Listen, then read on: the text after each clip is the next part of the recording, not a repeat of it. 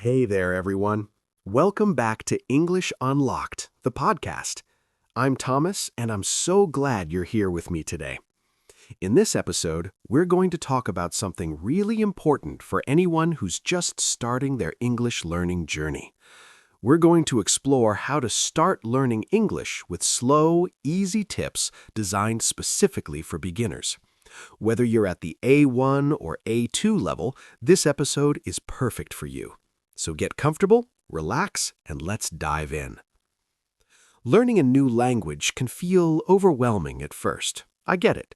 You might look at English and think, where do I even start? There are so many words, so many rules, so much to learn. But here's the thing. Every single person who speaks English fluently today started exactly where you are right now.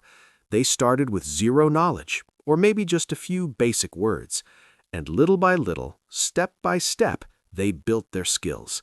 And you can do the same thing. The most important thing to remember when you're starting to learn English is this: slow and steady wins the race. You don't need to rush. You don't need to learn everything in 1 week or 1 month. Learning a language is a marathon, not a sprint. What matters is that you keep moving forward, even if your steps are small. Even if you only learn 5 new words this week, that's progress. Even if you only practice for 10 minutes a day, that's progress. Be patient with yourself. So let's talk about the first tip for starting your English learning journey. Tip number 1, start with the basics. This might sound obvious, but you'd be surprised how many people try to skip the fundamentals and jump straight into complicated grammar or advanced vocabulary. Don't do that. Start simple. Learn the alphabet first. Make sure you know how to pronounce each letter. Listen to the sounds. Repeat them out loud. The English alphabet has 26 letters, and each one has its own sound, sometimes more than one sound. Get comfortable with these sounds, because they're the building blocks of every word you'll learn. After the alphabet, move on to basic greetings and introductions.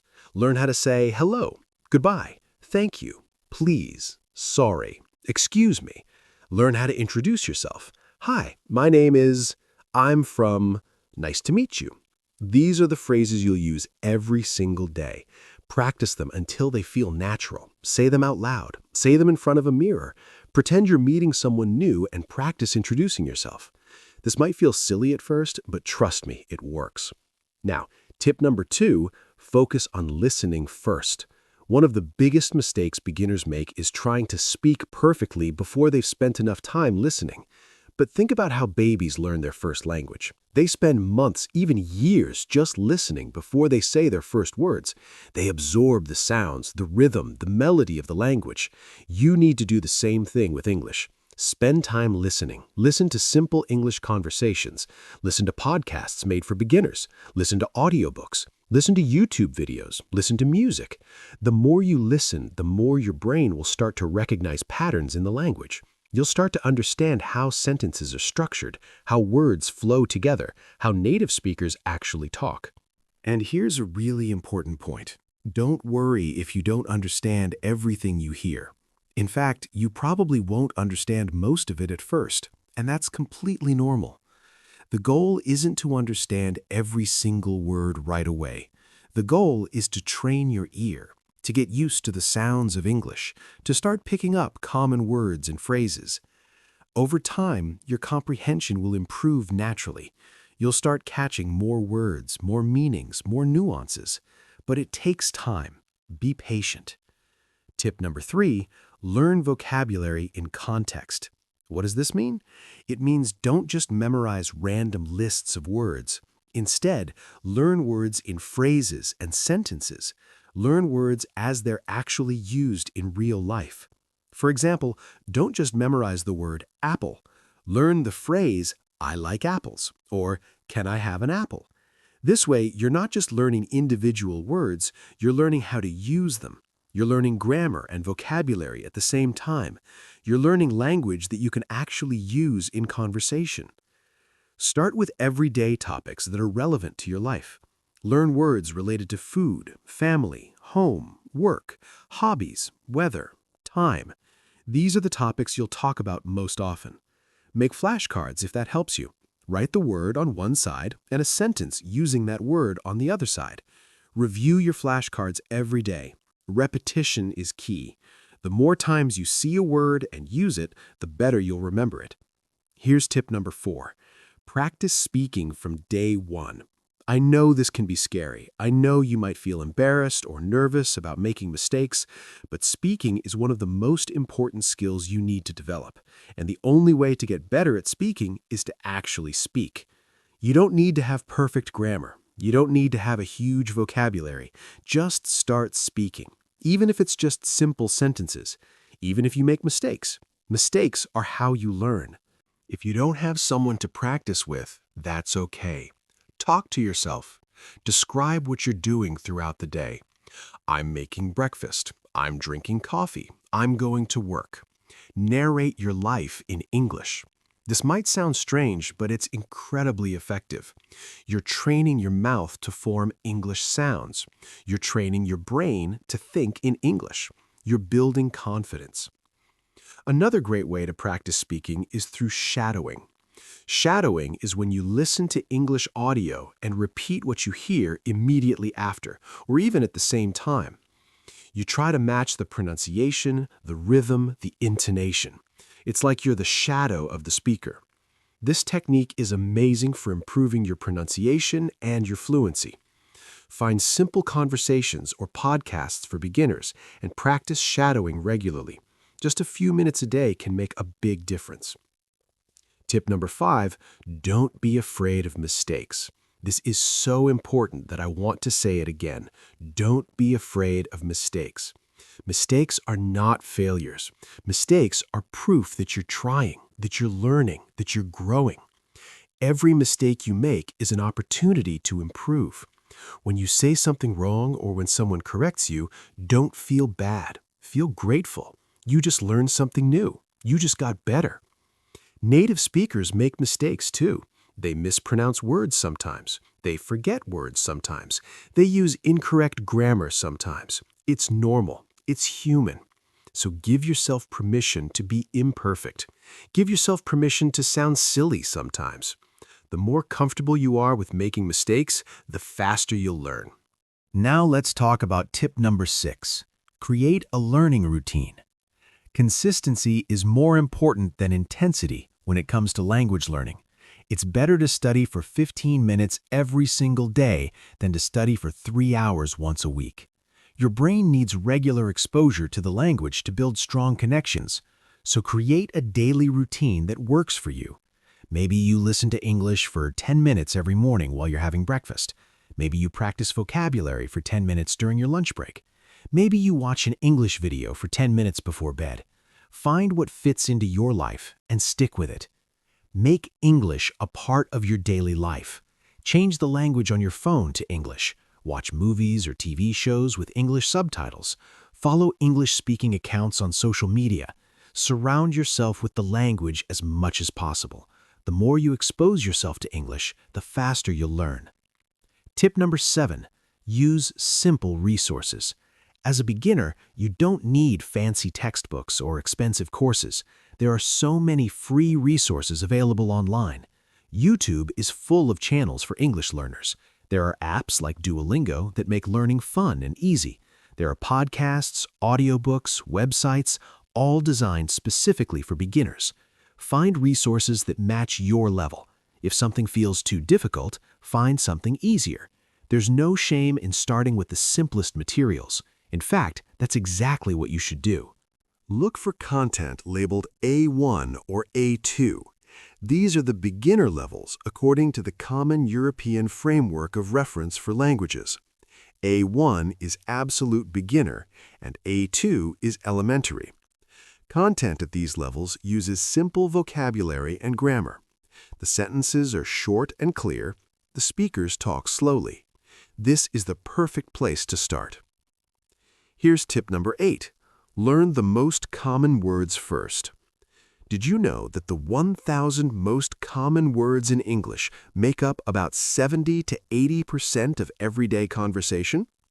That means if you learn just 1,000 words, you'll understand most of what people say in normal, casual conversations.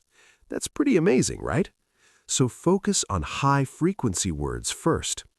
Learn words like have, do, make, go, get, see, know, think, come, take. These words appear everywhere. They're used constantly. Master these words first, and you'll have a solid foundation. There are lists online of the most common English words. You can find the top 100, top 500, top 1,000. Start with these lists. Learn a few words every day. Use them in sentences. Practice them in different contexts. Before you know it, you'll have a strong vocabulary base. Tip number 9. Focus on pronunciation early. Many beginners ignore pronunciation at first because they think it's too difficult or not that important. But pronunciation is actually really important. If people can't understand what you're saying, communication breaks down. And developing good pronunciation habits early is much easier than trying to fix bad habits later. Pay attention to how words are pronounced. English pronunciation can be tricky because the spelling doesn't always match the sound. For example, the word though sounds nothing like it looks. So don't just read words, listen to them. Use online dictionaries that have audio pronunciation. Listen to how native speakers say words and try to copy them.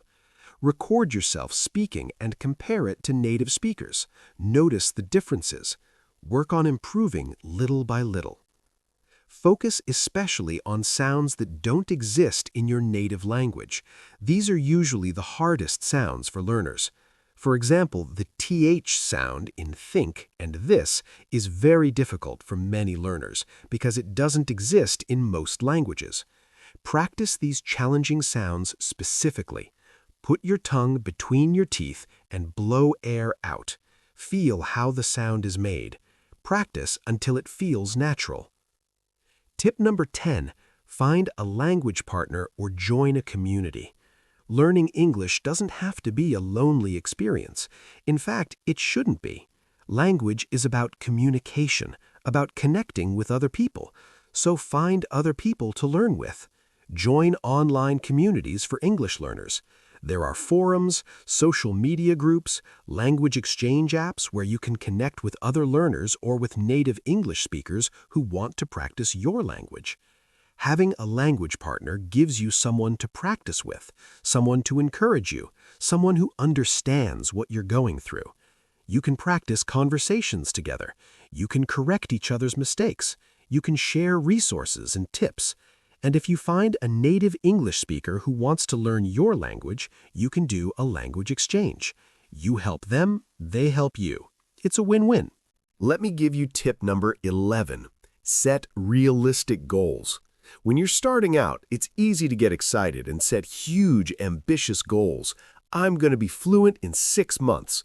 But here's the truth. Becoming fluent in a language takes time. Most experts say it takes about 600 to 750 hours of study to reach a B2 level, which is upper intermediate. That's a lot of hours. If you study 1 hour a day, that's almost 2 years. So be realistic about your timeline. Instead of setting one big goal that's far away, set small goals that you can achieve quickly. This week, I'm going to learn 10 new words. This month, I'm going to be able to introduce myself confidently. In 3 months, I'm going to be able to have a basic conversation about my family. These kinds of goals are specific, measurable, and achievable. And every time you reach a goal, you'll feel motivated to keep going. Celebrate your progress no matter how small. Did you understand a sentence in English today that you wouldn't have understood last week? That's worth celebrating. Did you use a new word correctly in a sentence? That's worth celebrating. Recognize your growth. Be proud of yourself. Tip number 12. Review regularly. Learning new words and grammar is important, but reviewing what you've already learned is just as important. Your brain forgets things over time if you don't use them. This is called the forgetting curve. But the good news is, every time you review something, you strengthen the memory. You make it harder to forget. So build review into your learning routine. Every week, go back over the words and phrases you learned the previous week. Every month, review everything you learned that month. Use spaced repetition, which means reviewing material at increasing intervals. Review something after 1 day, then after 3 days, then after 1 week, then after 2 weeks, and so on. This technique is scientifically proven to help you remember information long term. Here's tip number 13. Use pictures and visual aids. Many people are visual learners. They remember things better when they can see them. So use pictures to help you learn vocabulary. Instead of just writing the English word cat on a flashcard, include a picture of a cat.